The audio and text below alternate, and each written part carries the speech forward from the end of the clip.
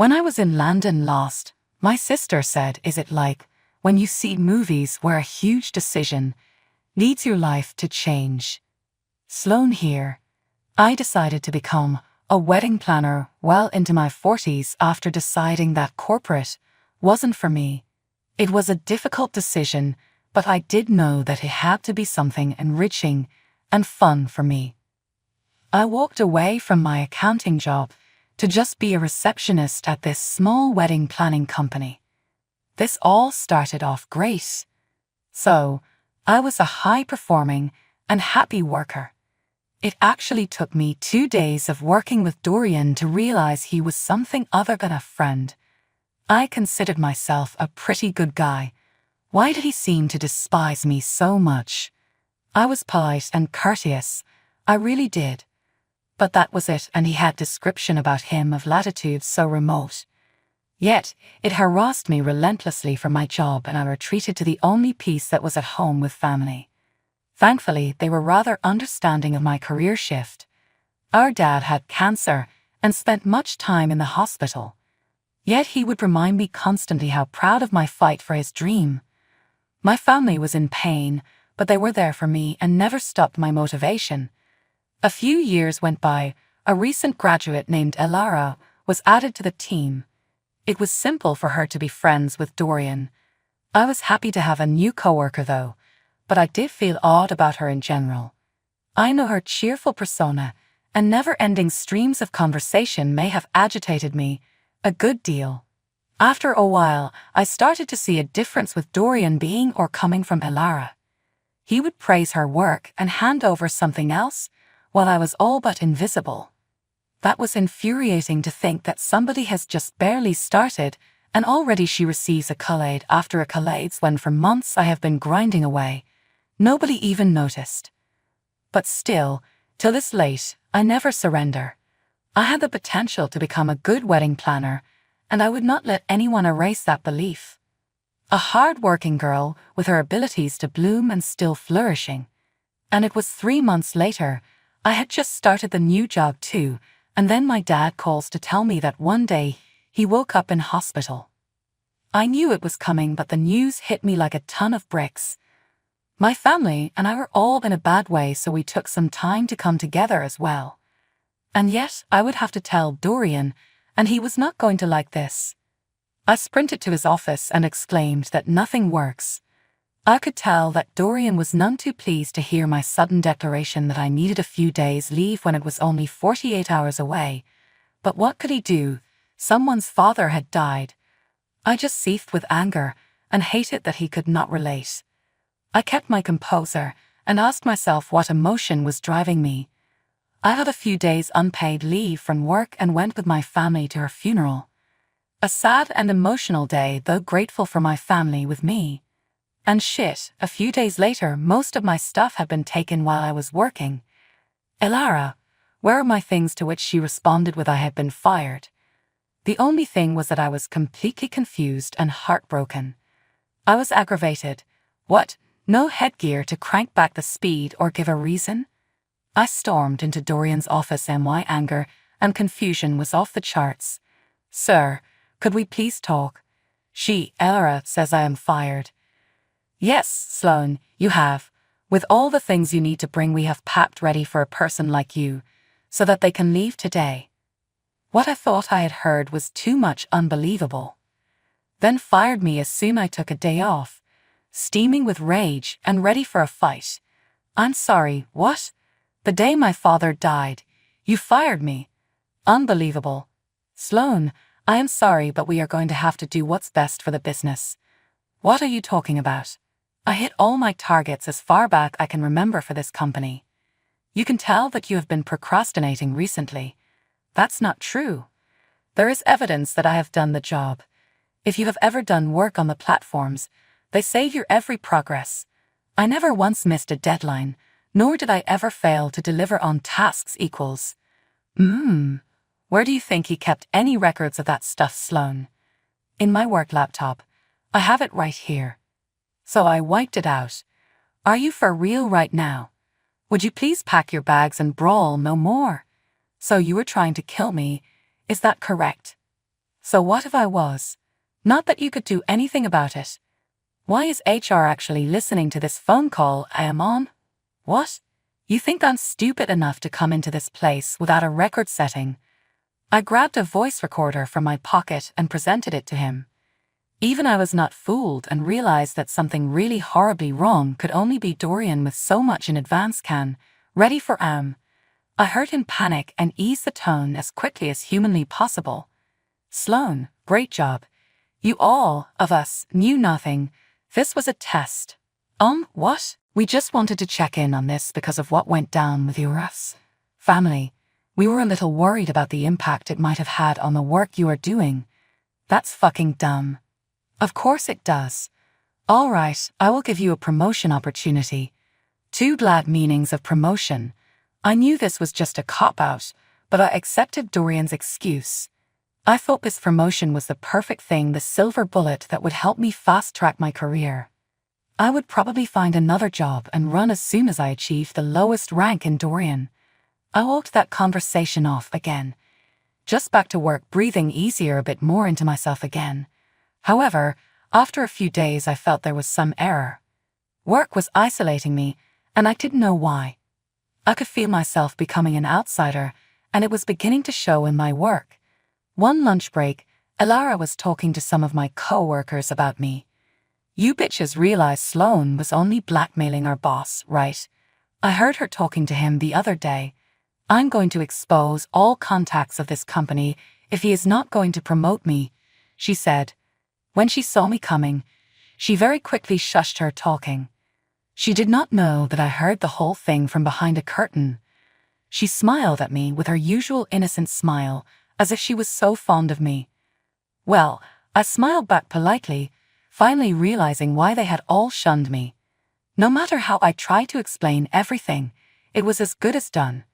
Elara, I watched as my coworkers all backed further away from me. They apparently had a lot of trust in Elara. No one was enthusiastic about my project ideas, and they would always take Elara's side. Now I had to, but my promotion was no good to me because nobody would let me lead them in any project. I was really bummed, but no turning back now. I tried even harder and hoped that maybe one day I would be able to win my coworkers over with such fresh ideas. I even worked an hour early to make sure I was always ahead of the game and ready for work. Except I found out a dark secret. I walked into the office that day to find Elara coming out of Dorian's office looking really rough, her hair and clothes crumpled. That explained everything. All of a sudden, Elara had only put up with Dorian because she was fucking him. He was probably trying to fire me to promote her in the first place. Their behaviors were so disgusting to me. Elara was even engaged to another man, and she always talked about how much she wanted a big fancy wedding in the fall. So many thoughts were passing through my head at that moment that I almost forgot to hide behind the wall. Luckily, Elara was so arrogant that she wasn't even trying to be careful. She walked straight to the bathroom, unaware that I might have just discovered her biggest secret. Days after that, Elara approached me again with such a fake smile. Hey Sloan, do you have some time? I want to ask you for a favor. How can I help you? Oh, you know how Kale and I are engaged, right? I talked to you about him, my high school sweetheart. Yep, I remember. Right, so we were hoping that you could help us plan our wedding. Oh, you want me to plan it? Why so? Well, I sort of noticed how you haven't had any good ideas lately, and Dorian isn't happy with your progress. I thought you could use some help. You want to help me? Yeah, we could help each other. You could do my wedding for free, and I could put in a good word for you. You know, Dorian is quite happy with my work. He might even give me a promotion. I knew that calculated girl was just trying to make me plan her wedding for free. I was really mad at her and her audacity to talk like she's been working hard, while all she did was take advantage of immoral tricks. Almost immediately, I knew what to do about the situation. I had to correct the record. I decided to assist Elara with her wedding planning so she could carry on, secretly plotting. One thing was for certain, I came to the realization that Dorian and Elara saw each other every morning an hour or so before business hours. She soon agreed to plan her wedding, and I had Kale, her poor fiancé. I even confessed to Elara how dearly was her happiness important for me that I would put in a night shift just on the day before, just so everything went perfectly. Elara was more than happy. Oh, she loved it when a few people just did what they were told. The next, she handed over the spare keys for every room in her company. And of course, she was Dorian's mistress, so had the key to Dorian's office. What she didn't know was that perhaps, in the process, she gave me a key to unlocking her darkest of secrets. The next time I planned a shift to meet Kale at work, when Dorian and Elara would be there. I made sure to make this a little secret for the bride that was my surprise too. I had known what I wanted to happen when Kale and I arrived at the company that day. And true enough, we could hear Elara laughing along with Dorian. Kale looked at her skeptically, but remained silent. I reached serenely into my bag and extracted the key to Dorian's office. The moment that door had opened, everything came onto light. Kale was too stunned to even reply. With that, he took off and left the office. Elara freaked out, scrambled for her clothes, and chased after, calling his name frantic. Her eyes welled up with tears, but I did not pity her. But damn did I feel sorry for Kale. But he had a right to the truth about his own partner.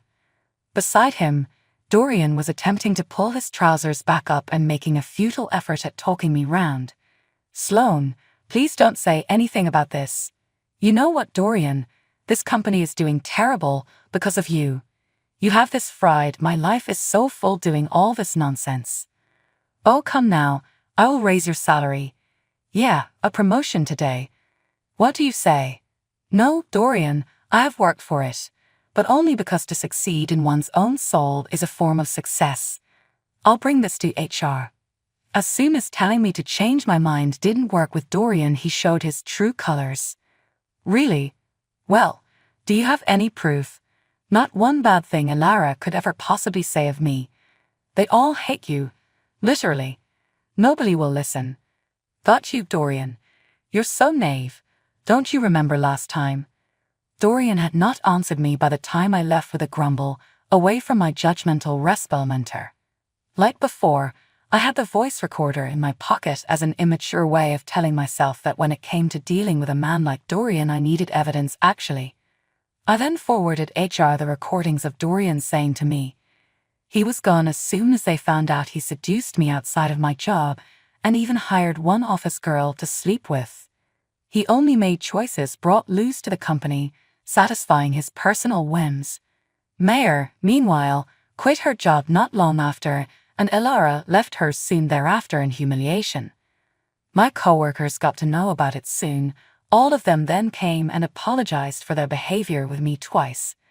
I never blamed them, but also made a counter to let him know that my ideals are something serious and at the office he should show some professionalism. Shortly after that, people started to pay attention when I said something and wanted me on their projects.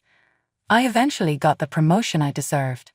Otherwise, I would not be in my happy place, doing all of the gorgeous couple ceremonies that are booked with me throughout 2019, who legate or marry next year. That makes me so proud of myself, and I know that my dad will be very happy with what I have done.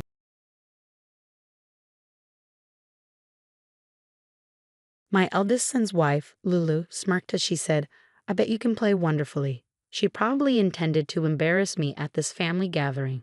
Lulu, with her only pride being her elite conservatory background, is desperate to claim the grand piano in my house.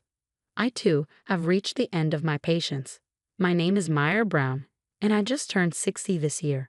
My husband has already passed away, and my 3 sons each have families of their own. I currently live alone in a mansion that is far too large for one person. Fortunately, my eldest son and his wife live nearby. It's comforting to know that my eldest son, Scott, wants me to consult with him if I have any problems. Perhaps it would be best to sell this mansion and move into an apartment or condominium more suitable for one person. But there's a reason I can't move. It's the grand piano that my late husband gifted me. As long as this piano is here, I don't think I'll ever leave this mansion. This grand piano is causing a lot of friction. Lulu is the one causing the problem. She's the kind of woman who flaunts her elite music university education, and I found her difficult to deal with since we first met. However, I didn't impose my opinion as she's the woman my son chose. Scott and Lulu got married hastily due to her pregnancy. But after the wedding, it turned out she was mistaken about being pregnant. I was dumbfounded, but my kind-hearted son, saying things like everyone makes mistakes, comforted her. Men don't understand the ulterior motives that women can have. I think Lulu really wanted to marry Scott. I don't mean to boast as a mother, but Scott is tall, high-earning, and handsome. He's also very gentle and kind. I just can't bring myself to like her when I think she took advantage of Scott's kindness. It seems Lulu finds me difficult to deal with as well. She tries to act respectful to me as a mother-in-law, but I can see through her belittling me at heart. It probably comes from the fact that I play the piano as a hobby. I've never played the piano in front of her. She's challenged me several times by saying things like, "I would love to hear you play," but I've always turned her down. I play the piano in memory of my late husband. That's how it's always been and will continue to be. I didn't want to explain this to her over and over. How could she laugh in such a sneering, mocking way and still sit in front of the piano? I'm truly fed up with being told this every time we meet. Last week, Lulu gave me a hard time again. It is comforting that we live close to each other, but it's a bit problematic because we share the same neighbors. Lulu loves gossip and has a habit of spreading baseless rumors. When she and Scott just got married, she told the neighbors that I was strongly against the marriage and that she had a miscarriage due to the stress, which was a complete fabrication. She was never pregnant in the first place, and a miscarriage was impossible. She was trying to portray herself as a tragic heroine by making me out to be the villain. Lulu, aren't you spreading lies about me to the neighbors? Even though they were newly married, I found it impossible to turn a blind eye to this. I confronted her. Lulu looked a tad guilty but eventually seemed to brazen it out with her typical smirk playing around her lips. Mother-in-law, this is so unfair. I don't know where you heard such rumors, but it's unfair to trust the words of others more than you trust me.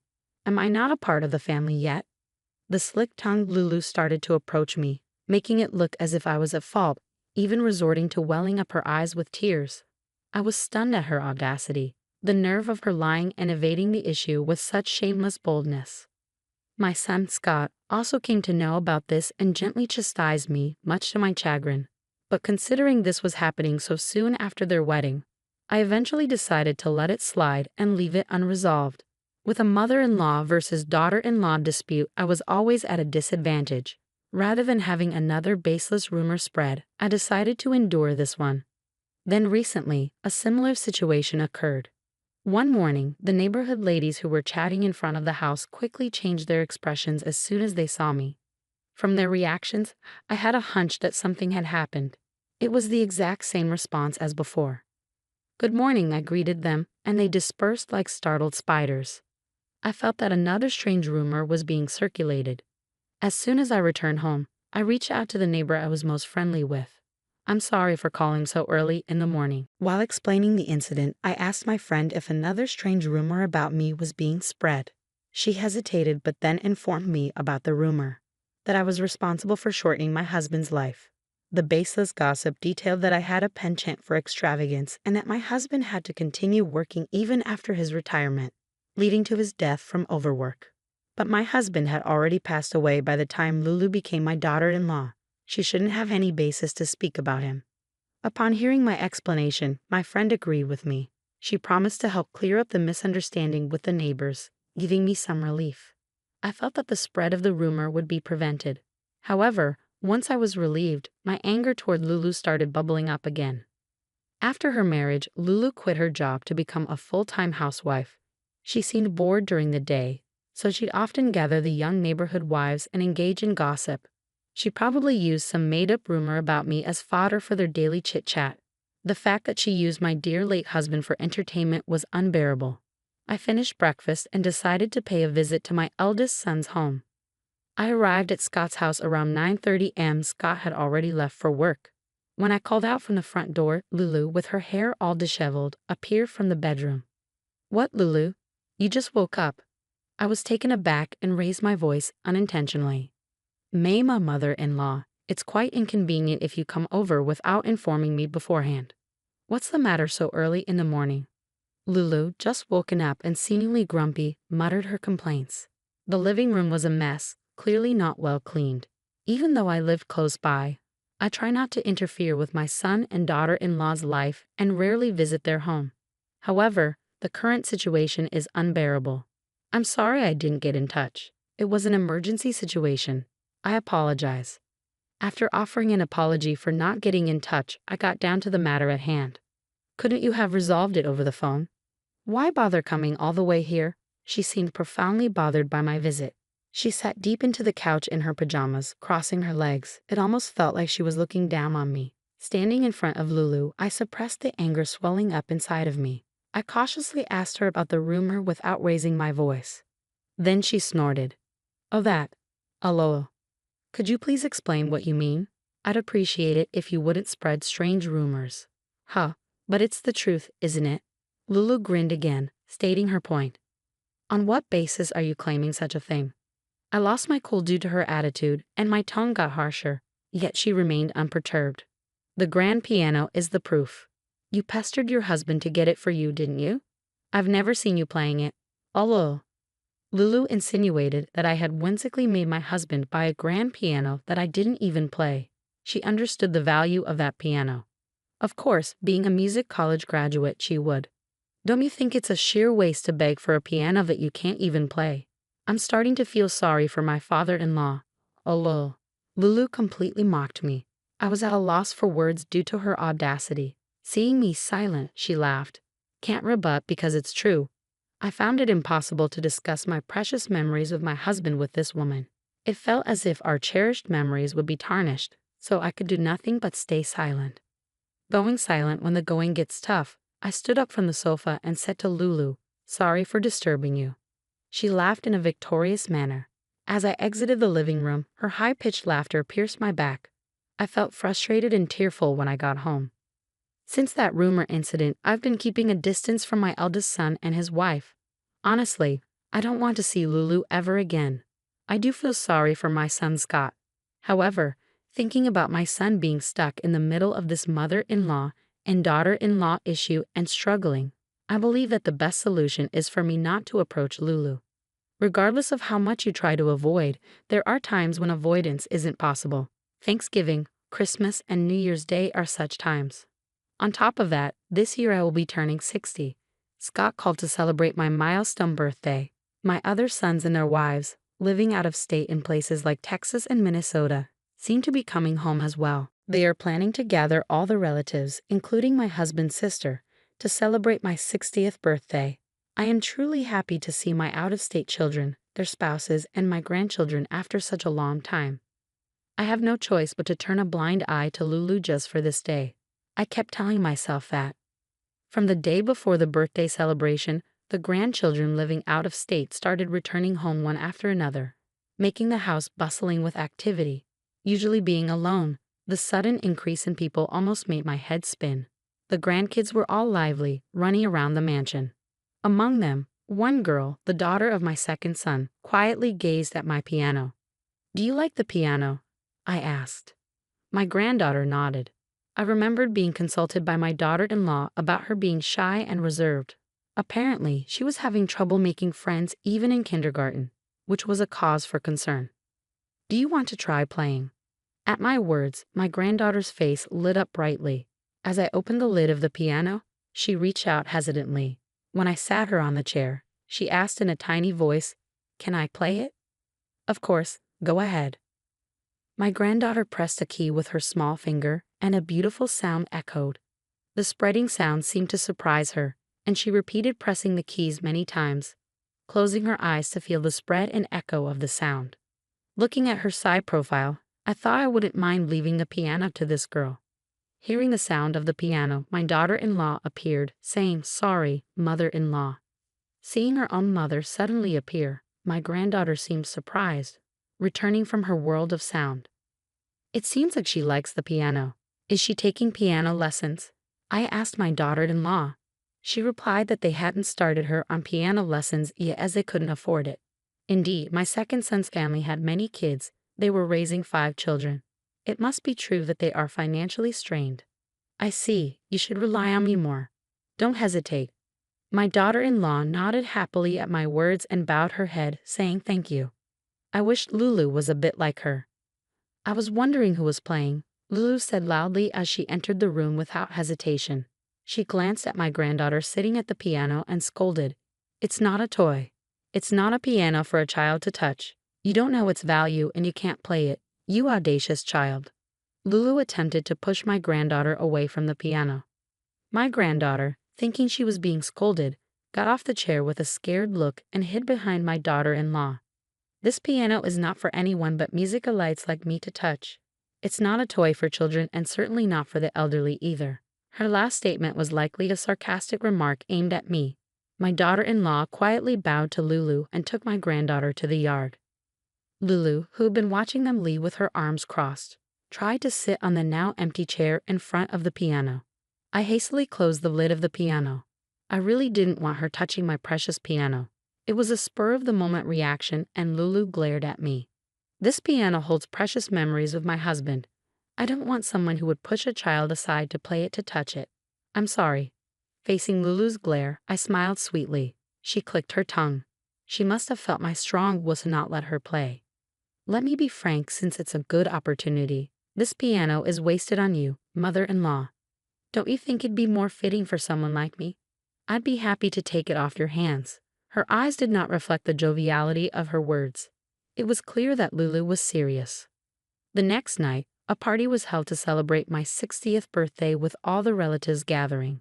It had been a long time since everyone had come back home. Apart from my eldest son and his wife, my children and their spouses were at the forefront organizing a grand celebration for my milestone birthday. It was a bit embarrassing to put on the red cardigan they gifted me, but being celebrated by everyone was much more pleasant than I had anticipated. The celebration was made even more lively with a musical gift from my grandchildren. As everyone clapped at the end of the grandchildren's performance, Lulu suddenly chimed in. That's right, let's have the mother-in-law play the piano. Her suggestion seemed spur of the moment, but I could tell she had been waiting for this opportunity to embarrass me. At Lulu's words, my sons joined in. We've never heard you play. I had only played the piano when it was just my husband and me. My children had never heard me perform. With such a marvelous piano in your possession, mother-in-law, you must be quite the player, Lulu said with her signature smirk. I would only be a displeasure to your ears, and it'd be embarrassing to perform during such a celebration. I tried to escape the situation with a harmless brush-off, but Lulu kept pressing on. Oh, so you've got such an expensive piano but can't play. That would mean you're quite the spendthrift. Guess the rumors were true, huh? At her continual taunts, even my eldest son, normally quite reserved, raised his voice. Hey now. But Lulu was not one to be quieted by such words. Scott looked at me with a troubled expression. I suppose it can't be helped. I'll make an exception today.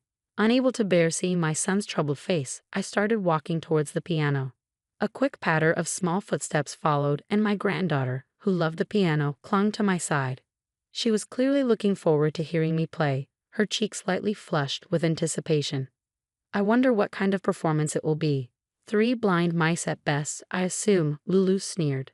As I opened the piano lid and took my seat, her attitude caused the daughters-in-law to furrow their brows. Lulu was not particularly liked among them. She always took full advantage of her status as the wife of the eldest son, often looking down on the others. The piano keys, which I hadn't touched in a while, felt cold and comforting. Since I had it tuned regularly, the piano was always ready to be played. After warming up my wrists, I let my fingers dance across the keys. The first piece I chose was Chopin's Ballade Forward in F minor, Op. 52. From its serene beginning to the technically demanding parts, it is a challenging piece. Lulu appeared to recognize the piece as soon as I started playing and froze with a shocked expression on her face. Playing the piano after a long time somehow made all the unpleasant things feel irrelevant. I played several technically challenging pieces my husband loved and ended with a jazz arrangement of a popular cartoon theme song that my children loved. The moment all the performances were over, my entire family cheered and applauded me. My little granddaughter wrapped her arms around my knee excitedly exclaiming, "Awesome, awesome." The only one who seemed discontent among the relatives was Lulu. I flashed her a warm smile. So it was true that Mom was a pianist. I thought Dad was joking. My eldest son Scott commented with a hint of excitement in his voice. I had made sure that my children, especially Scott, would never discover that I was a pianist. After graduating from the Vienna Conservatory, I had started my journey as a pianist. That's when I met my husband and gave birth to Scott. When my mother-in-law forced me to choose between the piano and my husband, I chose my husband and Scott after much anguish. To ensure that Scott wouldn't feel burdened by this, my husband and I hid this truth. After I declared I would never touch the piano again, my husband bought this piano for me, asking that I play only for him. I later found out that my mother-in-law also played a role in purchasing the piano. It seemed they bought this piano, replacing the dream they had taken away from me. To me, this piano was a precious item that affirmed the bond with my husband and the love from my mother-in-law. I had no intention of handing it over to someone who merely desired its monetary value. By the way, I don't think I've ever heard Lulu play.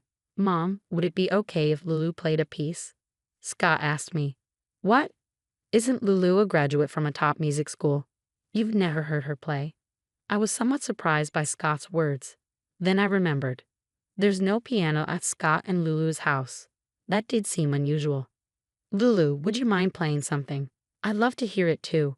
I stood up from the chair in front of the piano, intending to let Lulu take my place, but Lulu didn't sit down. Just the other day, she was leaning back comfortably in this chair, and now she seemed to recoil in fear. She was pale. I'm not feeling well today, she excused herself, trying to escape the situation.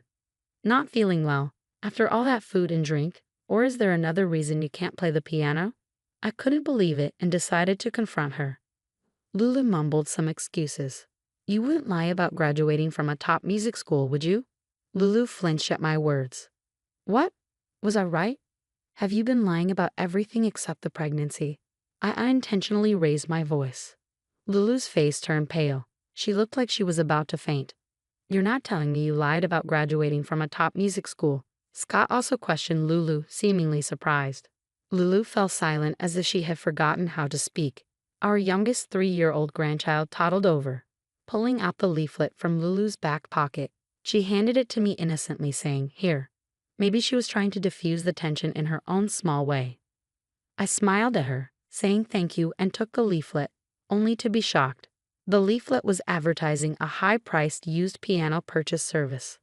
The likely phone-confirmed purchase price was scribbled on the leaflet in ballpoint pen. Lulu, you were planning to sell my piano? I couldn't hold it back anymore. I yelled at Lulu and showed the leaflet to the relatives. The whole family peered at the leaflet, staring at Lulu in disbelief. She seemed unable to bear their gaze and ran home as if escaping. The person who suffered the most from this commotion was my eldest son, Scott. The wife he had always believed in had been proven to be a big liar. We couldn't find the right words to comfort Scott. Afterwards, Scott and Lulu divorced. It seemed that Scott had reached his limit with Lulu's incessant lies. Moreover, Lulu had a habit of spending extravagantly and was secretly in deep debt. She apparently planned to repay the debt with the money from selling my piano. Once Scott found out about Lulu's debt repayment plan, he immediately filed for divorce. Lulu, who had lived a married life full of lies, was now jobless and supposedly hiding out at her parents' home. I hear debt collectors are visiting her parents' house daily. I decided to open a small piano school afterwards. Some neighborhood kids are attending. The piano seems to emit a joyous sound when played by the children. Apparently, my granddaughter has also started taking piano lessons. After hearing me play, the wife of the second son was so moved that she decided to have her child learn the piano. I'm subsidizing the monthly piano lessons. The once quiet mansion is now filled with the voices of children, becoming quite lively. I believe my husband would be delighted.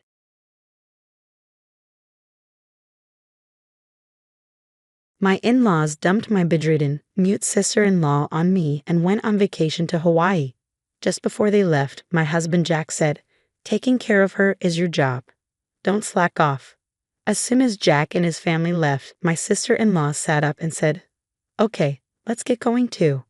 I'm Lisa, 29 years old. As a teenager, I dreamed of becoming a pop star, but eventually realized it was a fleeting dream. And before I knew it, I was in my late 20s. I started dating Jack, whom I had met through a friend because my mother, with whom I live, kept asking when she would see her grandchild. Talking to Jack, I found out that he too had once dreamed of entering the entertainment industry when he was young. Despite our past aspirations, Jack now works at a prestigious trading company with its headquarters in downtown Manhattan.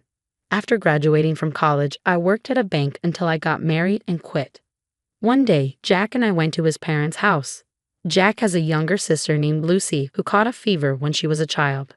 Her mother thought it was just a common cold, but when the fever didn't subside, they took her to a doctor and found out it was encephalitis caused by influenza. It was already too late, and due to the prolonged high fever, Lucy was left with brain damage and became bedridden. Furthermore, the high fever left lingering effects on the part of her brain that controls speech, leaving her unable to speak. My mother-in-law was the one who took care of Lucy for the most part. For some reason, Lucy and I got along well, and I always looked forward to visiting Jack's family. Lucy couldn't converse verbally, so she used sign language. After becoming close with Lucy, I naturally picked up sign language as well. One day, I signed to Lucy, "We're like best friends who've known each other forever, aren't we?" To which she replied, "Yes, we are. Let's stay close friends forever." I responded, "Of course we will." However, my mother-in-law, who was the complete opposite of Lucy, was always sarcastic towards me. Jack and I live in a condo about a 30-minute drive from his parents' house. But occasionally my mother-in-law would drive over unannounced and start nitpicking on me. "Jackie's shoes are filthy. If a man's shoes are dirty, it reflects poorly on his work. It's your responsibility to keep them clean," she would say. My mother-in-law always referred to Jack as Jackie. "Make sure you always fold the laundry neatly. If you don't, Jackie will be in a bad mood.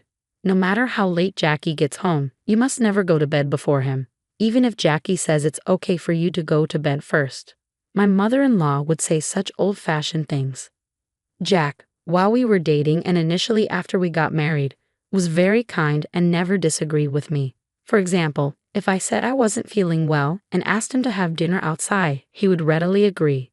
If I saw a designer bag I liked, he would buy it for me the following month. However, about a year after we got married, Jack started to change, or perhaps he returned to his original self. He started coming home late from work, always reeking of alcohol. Jack's been increasingly busy on Saturdays and Sundays, always claiming that work kept him away from home. When he would occasionally visit his parents' home, he would decline my requests to join him, which was odd. One day, I decided to confront him about it. "Jack, you've become so distant lately. It feels like you're a completely different person," I said. Jack glared at me for a moment, then replied, "That's not true. You're overthinking things." "I don't think I am," I retorted. "You barely talk to me anymore." "I told you, you're overthinking it. Stop bringing this up," he said, walking away to take a shower, ending the conversation. One day, Jack surprised me by saying, "This Sunday, I'm going home." "What are you going to do?" I was taken aback as Jack had previously always refused my company on such visits. "Wait, I can come with you this time," I asked. "That's why I'm asking." "Well, of course, I'll come then. I'd like to see Lucy too," I added. Jack frowned a bit and said, "You and Lucy seem to get along really well, huh?" "Yes, we do.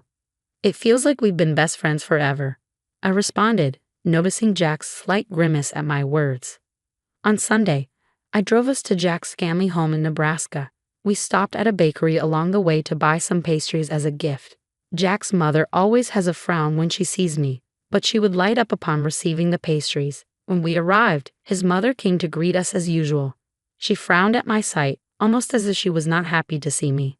"Mother-in-law, please have some of these," I said, handing her the pastries.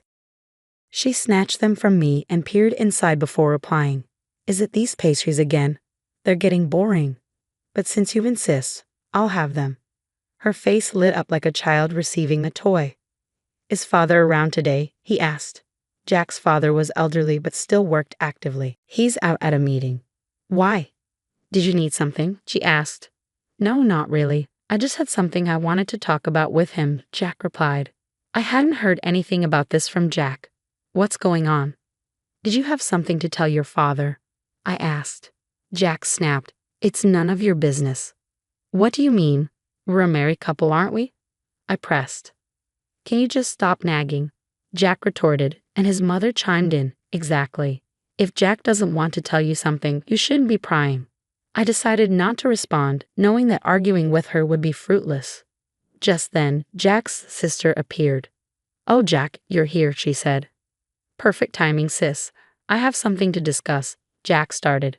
"What is it?" she asked. "I can take a long vacation next month.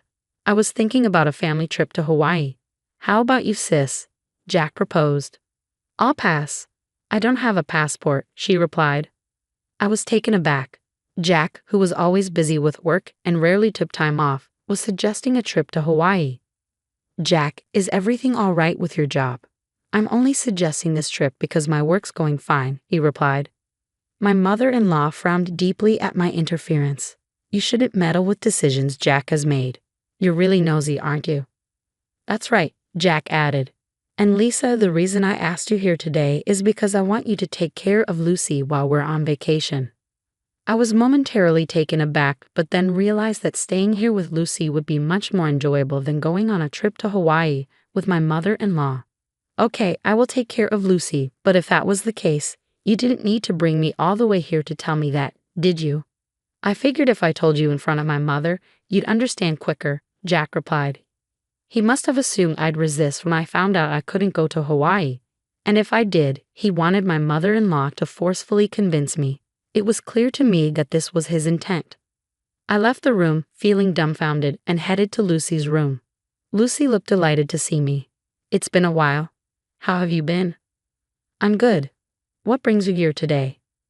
Jack asked me to come with him to our parents' house, so I did. But it's strange. Before, whenever Jack came here, he used to tell me I couldn't come along. My brother is definitely hiding something. He's always been secretive. So apparently he's going to Hawaii next month, but I'll be staying back. I think that's better, though. I said this with a smile, and Lucy replied with a grin. "In that case, you should come over and stay here." "Sure, I'll do that." After that, Lucy and I had a great time chatting. I always wondered why Lucy and my mother-in-law were so different. About an hour later, Jack came to get me, and we headed home. At that time, Lucy gave me a slight wink and revealed a shocking truth and an even more shocking plan to me. A month later, on the day of the Hawaii trip, Jack and I went to his parents' house. Although I wasn't going to Hawaii, I brought my luggage to stay at my in-laws for a week with Lucy. I took the luggage to Lucy's room. "It's finally happening," Lucy said, flashing a playful grin. When I returned to the living room, everyone going to Hawaii was already there. It seemed that Jack's father wasn't going, as he wasn't present. As the departure time neared, the entire family, with Jack's voice rising above the rest, chimed in, "Taking care of Lucy is your job. Don't slack off." Even my mother-in-law added, "Please get along well with Lucy. It's better for you to stay here, isn't it? If anything happens to Lucy, it's all your fault. We'll hold you responsible." It was absurd for someone about to abandon their immobile sister for a vacation in Hawaii to say these words, but I did not react at all. It didn't matter what Jack said. I wasn't in the mood to see them off, so I returned to Lucy's room. At that very moment, Lucy sprang up energetically from her bed and called out to me, "Come on, let's get going." This echoed a conversation we'd had just the other day when Lucy confessed, "You know, I can actually walk." And with walking comes the ability to converse. "Since when?" I asked. "Since last year, I suppose." "Why have you been hiding this from the rest of the family?" With that, Lucy began sharing an unexpected tale. "Actually, my father and mother are both remarried. I'm my dad's child from his previous marriage, and my sister and brother are from my mom's side." I was surprised, but considering how distant and cold my mother-in-law usually was towards Lucy, I couldn't help but think I thought so. "Is that so?" "Yeah, my mom despises me, and I didn't want to talk to her, so I pretended that I couldn't." "And your father?" "Dad knows everything. He's always on my side." "I see. That's why regarding this trip to Hawaii, I'm thinking we should go too." "Huh? What do you mean?"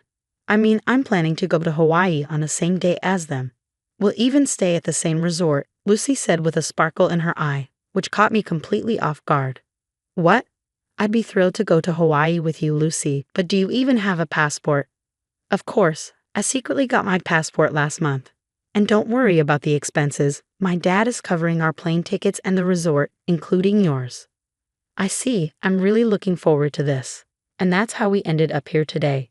When Lucy and I arrived at the airport via taxi, my father-in-law was there waiting to see us off. Lisa, it's been a while. I know it must be surprising, but I hope you enjoy the trip to Hawaii.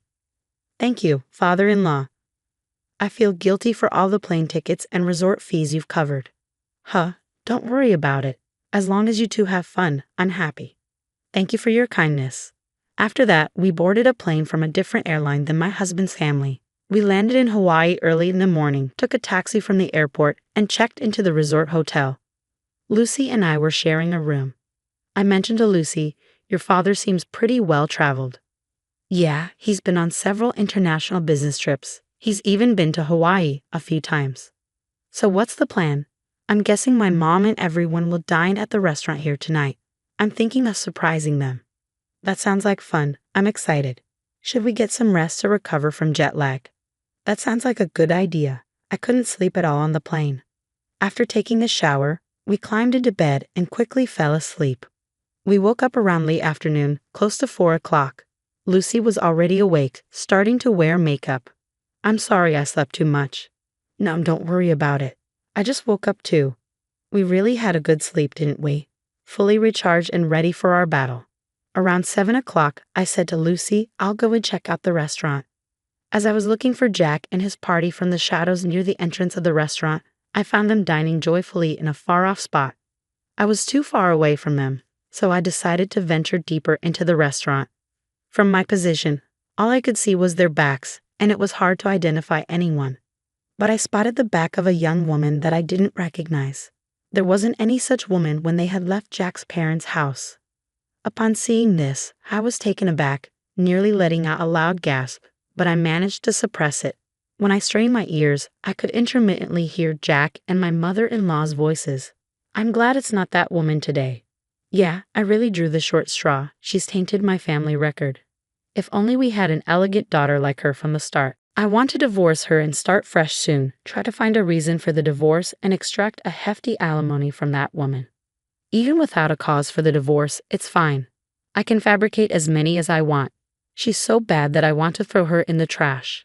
I want to see my grandchild from you and her soon, my mother-in-law said, giving the woman a smile that she had never shown me before. I was driven by the urge to step forward and see the woman's face. But I held it in, returning to my room and telling Lucy. That took a while. I'm sorry, I saw something shocking. Jack brought a woman that I've never seen before. What? I was about to scream. Jack and my mother-in-law were continuously bad-mouthing me, and Jack even said he would find a reason for divorce. That's terrible.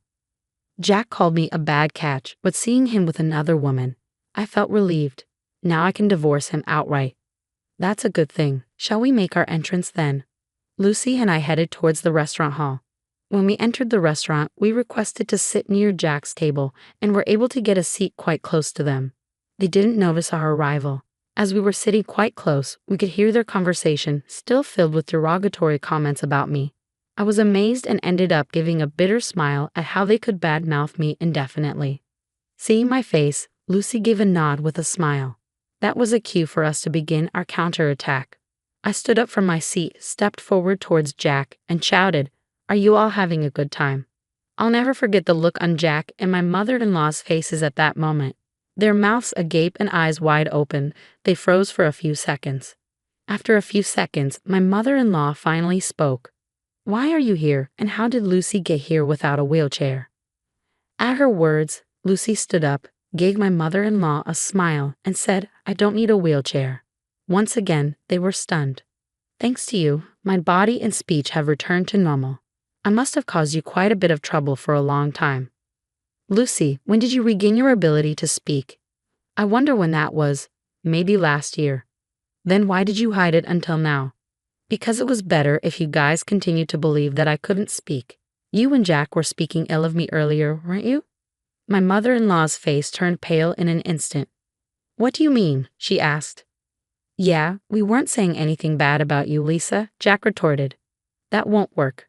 I recorded everything on my phone. Do you want me to play it back right now? I countered. My mother-in-law fell silent, but Jack stood up. Lisa, you've been causing me trouble all this time, and now you're making these outrageous claims, he barked. Jack was the one making absurd claims, so I retaliated. Once I return back home, I'll immediately contact my lawyer to initiate our divorce proceedings. You can't deny the fact that you're on vacation abroad with another woman. Plus, you described getting with me as drawing a blank lottery ticket, so I expect you to demonstrate sincerity by paying a hefty compensation for that comment. At my words, my mother-in-law seemed to acknowledge her defeat, and her attitude abruptly changed. Lisa dear, I really like you. Please try to get along with Jack. This woman is not involved with Jack, she pleaded. I'm sorry, but I can't do that. Since I am a blank lottery ticket, I cannot live with Jack. Please enjoy your time with this woman. Oh, and I might also seek compensation from her. Isn't that exciting? I smirked. The woman in question turned pale and began to tremble upon hearing my words. Unfazed by the public gaze, Jack fell to his knees and pleaded, Lisa, I beg you, don't make this a big deal. My company has strict rules about this, he implored. What's that? You don't sound sorry at all. I replied. Jack appeared taken aback, then tried again. Lisa, I beg you, forgive me. If my company finds out, I'll lose my job, he confessed. Though your plea sounds better now, I will never forgive you. You are married, and yet here you are on an overseas trip with another woman, I said firmly. Upon hearing my words, my mother-in-law also fell to her knees next to Jack, pleading, Please forgive my son. She implored, tears streaming down her face. By this time, all the other customers were watching us, and the restaurant manager started walking towards our table. Seeing this, I got up and said, Well, Lucy and I will head back to our room. You all enjoy your Hawaiian vacation. I guess things will get a bit difficult when you get back home.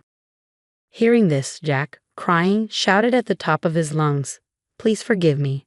I can't afford to pay any compensation. At his loud outburst, the restaurant manager frowned, instructed something to a nearby staff member, and then briskly told Jack something. It was a polite way of telling him that he was disturbing the other guests and needed to leave. However, Jack was taken aback, not understanding the manager's words. Soon, 2 burly security guards arrived and hauled Jack away. Jack was sobbing and struggling, but he was no match for the 2 bulky men. My mother-in-law and the woman were dumbfounded, unable to utter a word. While Lucy and I were also surprised by the turn of events, I thought Jack got what he deserved. A week later, Lucy and I returned home. Jack was quickly released and seemed to have returned to his room. However, I later heard that he had been in a state of shock since returning to his room and had kept to himself until the end of the trip. The day after I returned home, I went to the law firm where my old college friend worked to request a divorce proceeding. Unfortunately, my friend was not present, but a female lawyer was assigned to me who was very easy to talk to, and I was able to explain everything that had happened. After listening to my story, she assured me that a divorce was possible, that I could claim alimony, and that she would investigate the woman who was with Jack in Hawaii before determining whether I could claim alimony from her as well. A month later, the female lawyer contacted me and informed me that it had been proven that Jack had been dating the other woman for about 6 months. Hence, she said it was possible for me to demand alimony from this woman too. I requested the female lawyer to please squeeze as much alimony as you can from Jack and his woman. She smiled and nodded. 2 months later, I was officially divorced, and into my bank account was deposited the alimony from the 2. I mumbled as I saw the amount, and that's karma for calling me a blank lottery ticket. 3 months later, Jack and my mother-in-law suddenly visited my place. Despite it being only 3 months, they had lost a lot of weight and looked completely haggard. I asked them, What do you want? I don't want to see your faces. Jack replied in a thin voice, I'm sorry, could you lend me some money? I've lost my job, and the woman ran away. I don't even have money for food. My mother-in-law also spoke in a whisper, I've divorced my husband too. I don't have money. Please, I beg you. My mother-in-law was in tears. I responded, Too bad. I have absolutely no obligation to help you, and even if I did, I would never help you guys out. Now please leave. After they left, I sprinkled a large amount of salt at my entrance to get rid of the bad energy from my house.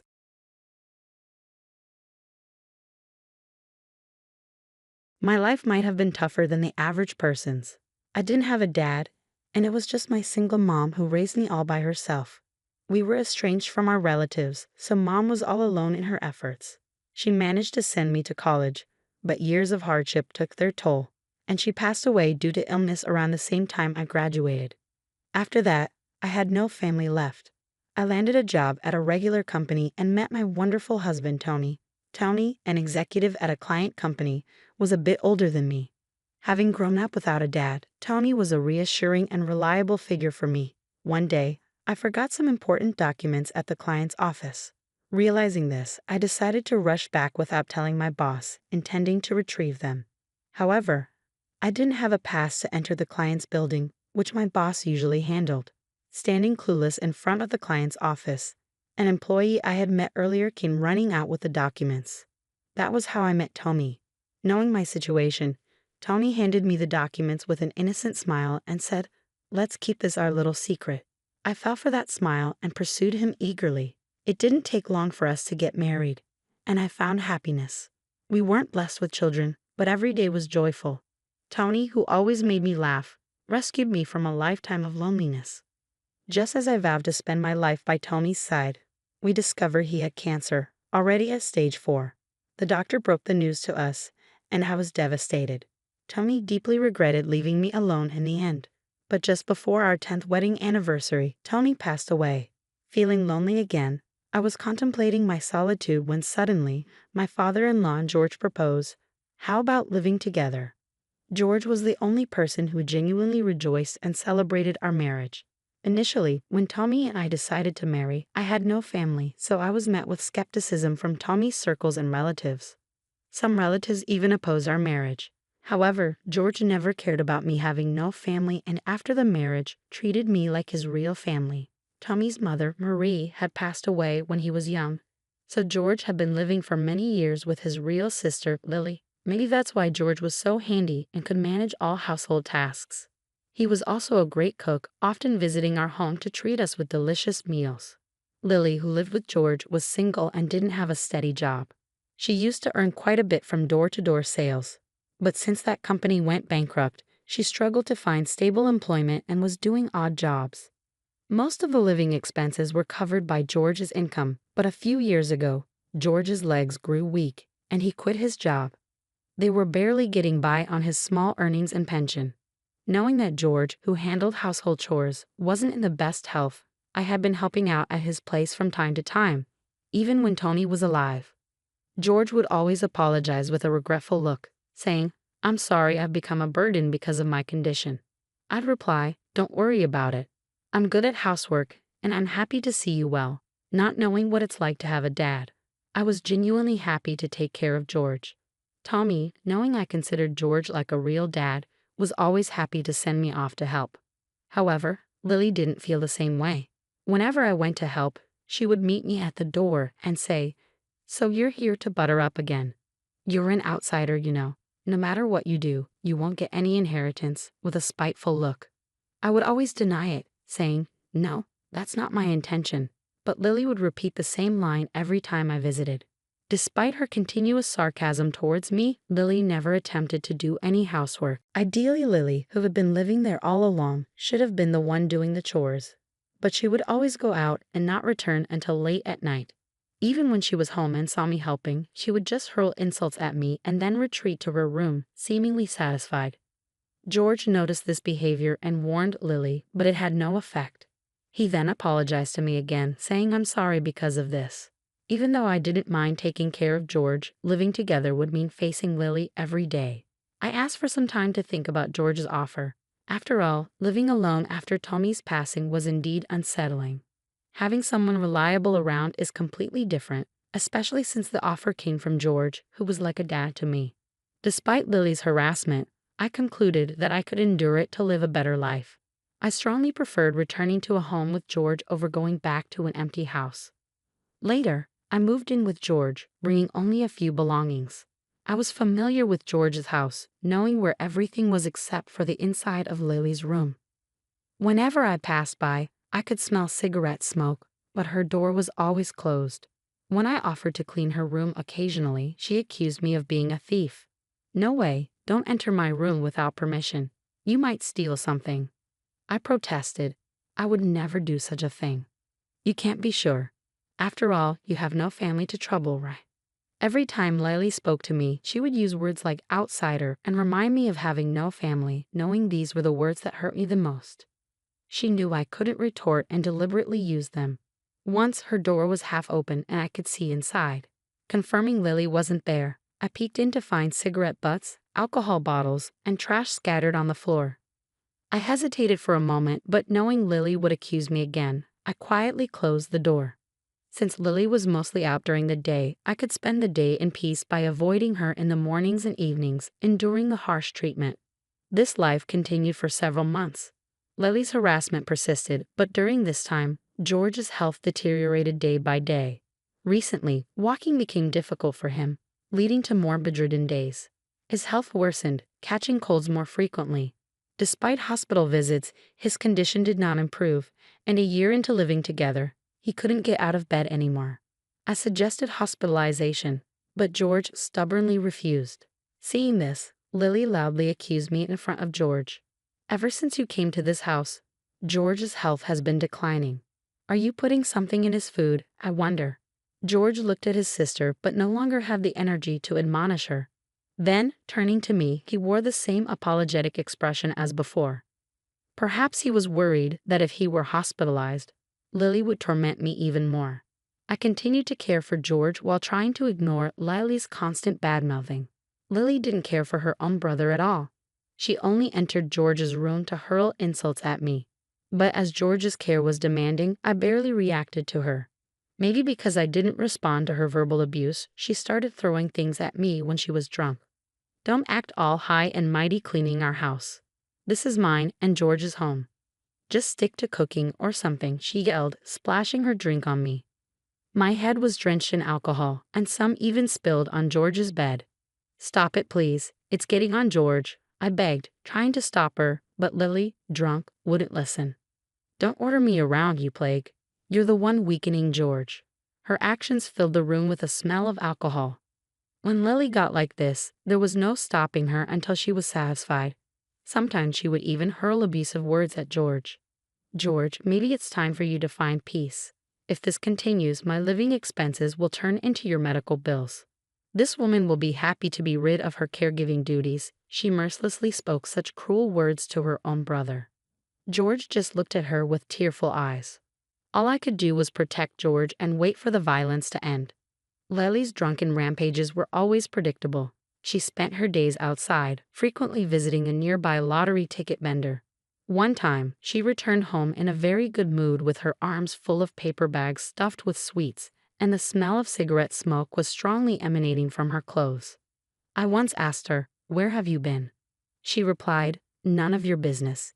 Even if I win the lottery, I won't give you a dime," and snickered as she walked into her room.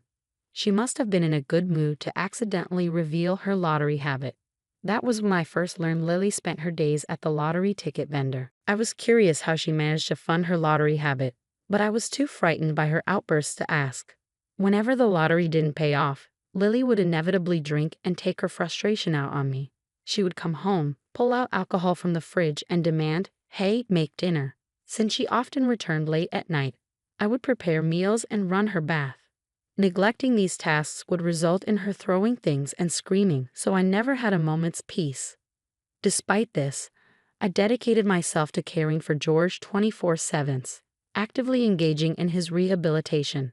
However, George grew increasingly frail and struggled even to breathe. After several months of my devoted care, George passed away. Though he was too weak to speak, he mustered the strength to thank me. "You've been a great help. Thank you." Hearing these final words from George made all my hardships seem worth it. He had supported my marriage to his son, and after Tony's death, he offered to live with me, an outsider. George was my greatest benefactor. With his passing, I found myself alone again, but I couldn't afford to be sentimental. Lily didn't lift a finger to help with the funeral arrangements, leaving everything to me. It was only after the funeral that I could truly reflect on my time with George. Because of his caring nature, distant relatives gathered to pay their respects. During the post-funeral meal, everyone reminisced about George. Even Lily listened quietly to the relatives' stories. "He always stood by us," one said. Right, he was always there when we needed him, added another. George had always been a man of action, never expecting anything in return for his help. Hearing this, I felt happy, as if they were talking about me too. Then a relative broached the subject. What about the inheritance? There should be land and real estate left. Yeah, he inherited his wife's assets too, so it must be a considerable amount. Despite the funeral just ending, they started discussing the inheritance. Hearing this, Lily's eyes lit up. Right, I'm the closest blood relative, so I'll protect George's inheritance. Besides, I've been taking care of him, so I have a right to inherit, she confidently declared. Watching Lily's eyes sparkle, I felt a deep sense of unease. But I couldn't avoid the inheritance discussion. As the relatives were getting worked up over the inheritance, a man suddenly entered. Everyone looked at him, but judging by the relatives' faces, no one seemed to recognize him. Amid the strange atmosphere, the man handed out his business card and said, "I've been entrusted with the will." Lily, sensing an opportunity, approached the lawyer and said, "Really? Then let's open the will right here." Her eyes were shining again as she pulled the lawyer to a seat. The lawyer took out the will from his bag and began to read it in a calm manner. Lily's face turned red immediately. The relatives also became restless. The will stated that all of George's estate was entrusted to me and nothing was left for his biological sister. I was as surprised as anyone. Even though I lived with George, I was still an outsider. That he entrusted his entire estate to me was unexpected. Hearing the lawyer's words, Lily lost her bright eyes, her face filling with anger and hatred. How can he leave the inheritance to some unknown woman? This is unacceptable. Has George lost his mind? Lily yelled in a voice that was almost like a roar. She continued, "After Marie passed away, it was me who lived with and struggled with George. What does this woman know about our lives? It's ridiculous to leave everything to her." She looked ready to pounce on me. Some relatives seemed to agree. Yeah, she lived with him for a long time. She's his real sister. Maybe there's a mistake in this will. Probably moved in for the inheritance. Yeah, maybe she manipulated him into writing the will. The relatives, perhaps upset they weren't receiving anything, started to speculate wildly. Internally, I thought they don't know the truth, but I knew any protest from me would play right into Lily's hands. As I remained silent and looked down, the relatives' mistrust in me seemed to grow. Just as they were about to discuss contesting the will, the previously silent lawyer spoke up. "Decide what to do with this will after you see this," he said, placing an envelope and a USB memory stick on the table. Lily, with a puzzled expression, opened the envelope and a multitude of photos spilled out. They showed Lily in a rage, swinging around bottles of alcohol. She turned pale and clutched the photos tightly. As the relatives gathered and saw more photos, they found images of Lily throwing things at me and George, and her entering a lottery ticket vendor. There were also pictures of her withdrawing money from a bank ATM. The lawyer explained promptly, "These are photos of her withdrawing George's pension without permission." I realized then that she had been using George's pension for her lottery expenses. Lily was out almost every day.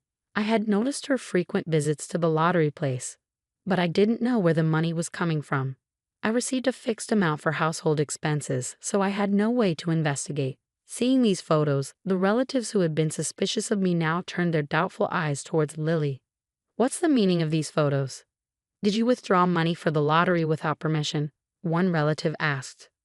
Lily, struggling for an explanation, said, "I did it because George said it was okay. I only got angry and threw things because that woman was being unreasonable. George knew about it and stayed quiet." Then the lawyer added, "We have more evidence to show," and opened a laptop, plugging in the USB drive. The same scene of Lily swinging alcohol appeared on the screen, but this time with audio. "George, when are you going to die? Once you do, I'll get your inheritance. You must be wishing for death too," Lily's voice was heard saying. Incredibly, it was all recorded with video and audio. According to the lawyer, George, fearing for his and my life, had hired him before his death. He had secretly installed cameras and hired a detective to tail Lily, capturing her actions outside. He wanted to ensure that his estate wouldn't end with his sister after his death, so he asked for the will to be backed up with these photos and videos. I was astonished. George, who in his later years could hardly move and struggled to speak, had planned all this. I was astounded by George's resourcefulness to the very end. Lily seemed to have lost the energy to argue any further, looking down and clenching her teeth. With all this evidence presented, she must have realized that any excuses would not convince the relatives. She downed a bottle of alcohol in one go and slumped over the table. After witnessing the video, the relatives were clearly not inclined to let Lily inherit the estate. Thanks to the will and the plethora of evidence the lawyer presented, I was the one who inherited the estate. Initially, I thought of declining the substantial inheritance. Even though it was George's wish, we were still strangers after all. I feared I might end up misusing the fortune, perhaps even in gambling like Lily. But the fact remained that George trusted me and treated me like family, even if it was for a short while. As a gesture of gratitude, I decided to use the inheritance to maintain George's grave for as long as I live. I had enough to live on from Tony's inheritance. I erected a tombstone for George and set up a grand altar, placing photographs of Tony, George, and Marie there. As for Lily, she succumbed to a gambling addiction and alcoholism and was forcibly admitted to a hospital. She likely won't leave it for the rest of her life. While I did feel a pang of pity, I couldn't forgive the years of torment she put me through. Still, as George's biological sister, I thought it right to cover her hospital expenses. Now alone again, my situation was different from before. I had something to protect, and that alone made me feel not so solitary. From now on, I plan to live out my remaining days peacefully in the house I shared with George.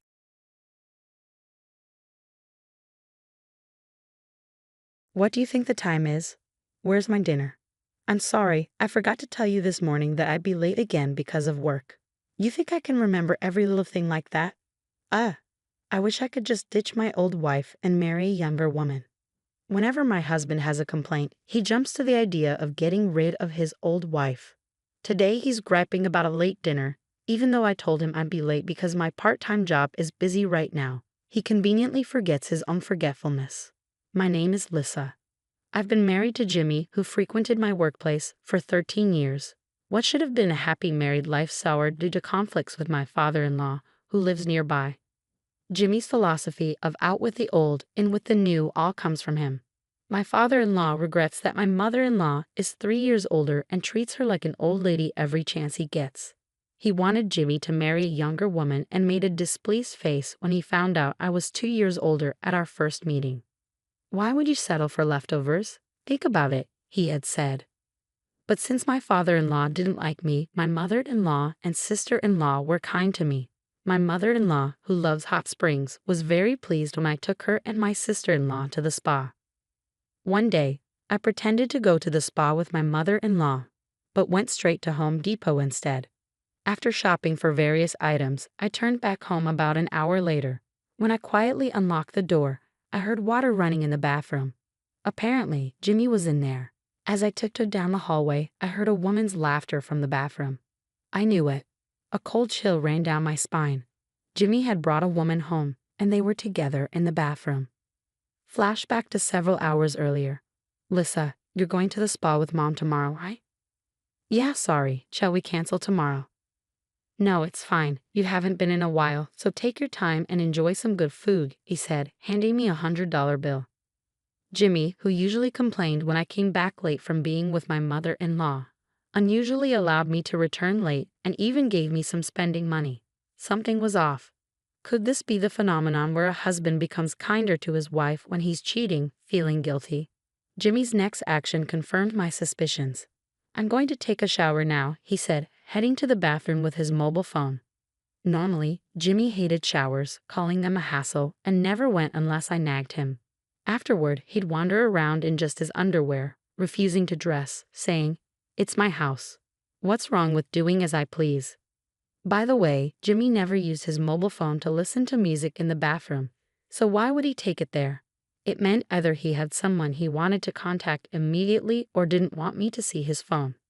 Both scenarios pointed to one fact: Jimmy was having an affair. Normally, I trust Jimmy, and even though we're married, I don't want to invade his privacy by looking into his mobile phone. However, if there's a possibility of infidelity, I cannot just overlook it. Late at night, I quietly woke up and sneakily opened Jimmy's mobile phone. The passcode was likely a combination of the numbers on a license plate of a car he used to own. Since his bank PIN is the same, I roughly figured it out. Sure enough, the phone opened easily.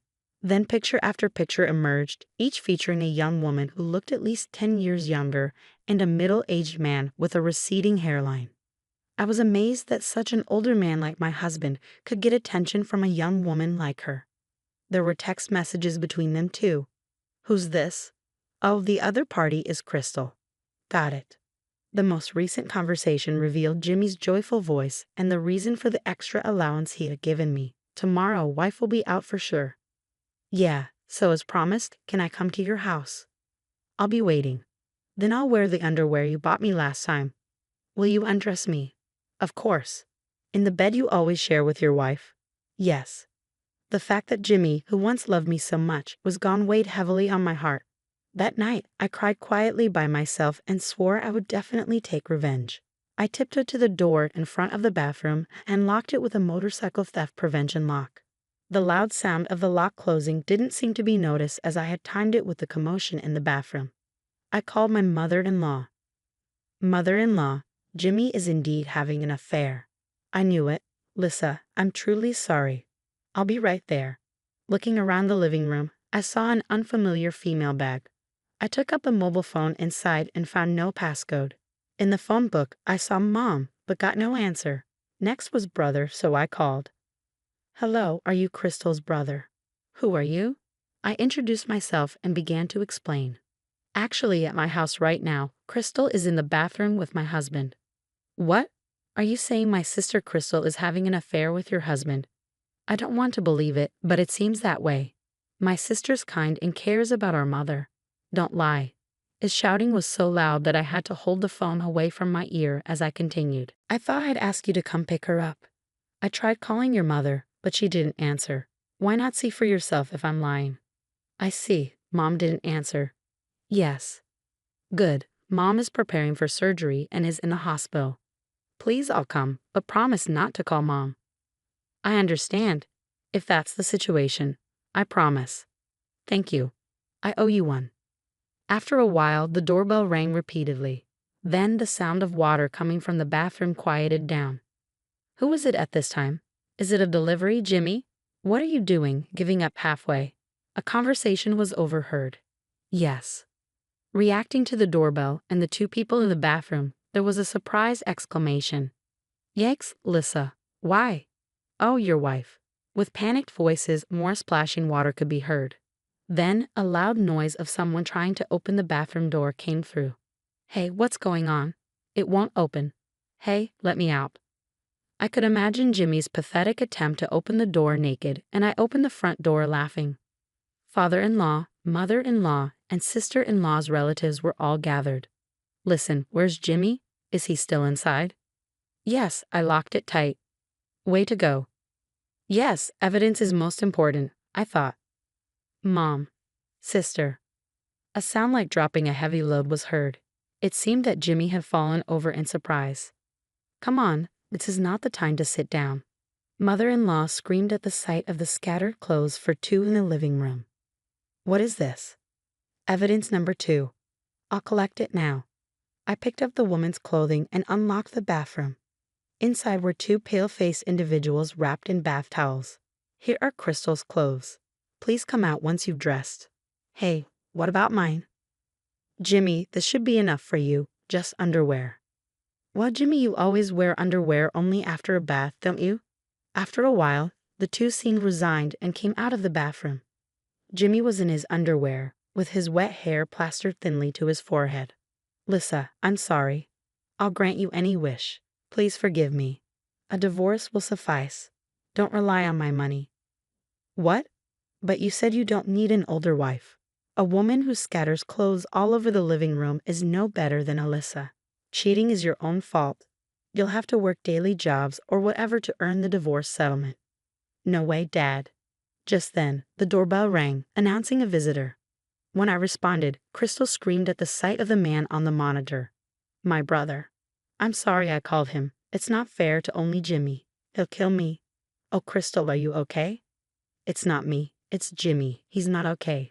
My brother is a former fighter. What? Opening the door, a tall man was already bowing deeply. I'm Mike, Crystal's brother. I apologize for the trouble my sister has caused you. No need to apologize, sir. Anyway, please come in, Crystal, I said.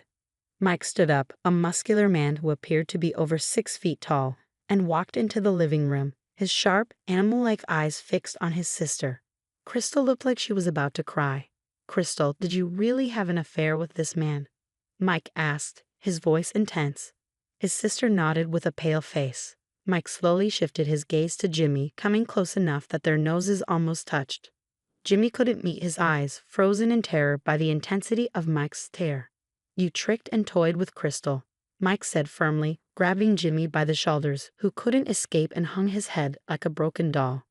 Oops, it's unprofessional to hit an amateur, Mike said to himself, releasing Jimmy's shoulders and bowing his head deeply again. Listen, family, my sister has truly caused you trouble. But I still can't believe it, even hearing it from Crystal's mouth. My sister had a crush on someone. Well, he's my disciple. If he was willing, I was planning to let them marry. With Mitch? Crystal's cheeks turned red, and her eyes sparkled. Well, that's all ruined now, Mike said. Of course, you're trying to be happy by stealing someone else's happiness. What are you thinking, huh? Crystal shrank under the weight of Mike's loud, angry voice. The mystery deepens. Crystal likes this Mitch guy, right? So why with my balding brother? I'm not balding. Not yet, Jimmy interjected. No, it's too late now. It's because Jimmy said he would pay for my mother's surgery, Crystal interjected. Apparently, Crystal's mother needed expensive surgery, and she got involved with Jimmy because he dangled money in front of her. What? Just because it's for your mother, infidelity with a married man is not acceptable.